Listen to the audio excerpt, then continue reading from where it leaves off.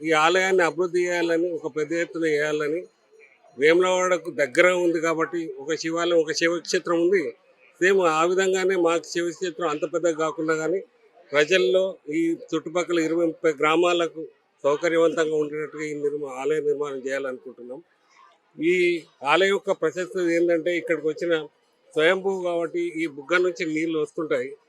అది అంటే దాదాపు 365 రోజులు ఎంత పెద్ద వర్షం పడ్డా, వర్షం తగ్గినా, ఎండాకాలం అయినా కానీ 1000 ఫీట్ మీరు కొట్టినా కానీ వాటర్ దొరకదు. ఆ టైంలో ఇక్కడ అదే విధంగా వాటర్ వస్తూ ఉంటాయి.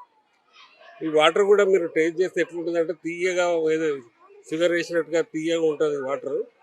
మనకు దాహం కూడా తీరదు, అంత అంత బాగుంటాయి. ముఖ్యంగా ఏంటంటే ఈ వాటర్ పొలాలలో చల్లుకోవడం, ఎందుకంటే ఏదైనా రోగాలు పొలాలకు వచ్చినప్పుడు, పాతకాలంలో చల్లేవారట, ఇప్పుడైతే చాలా తగ్గింది. చర్మ వ్యాధులు వచ్చినా కూడా ఇక్కడ స్నానం చేస్తే పోతుందని ఒక ప్రసిద్ధి. అంటే మా పూర్వకాలం నుండి వింటూ వస్తున్నాం. ఇక్కడికి వచ్చి మొక్కున్న భక్తులకు కొంగు బంగారంగా ఈ బుగ్గరామలింగేశ్వర స్వామి కోరుకున్న ప్రతి కోరికను తీరుతాడని ప్రశస్తి.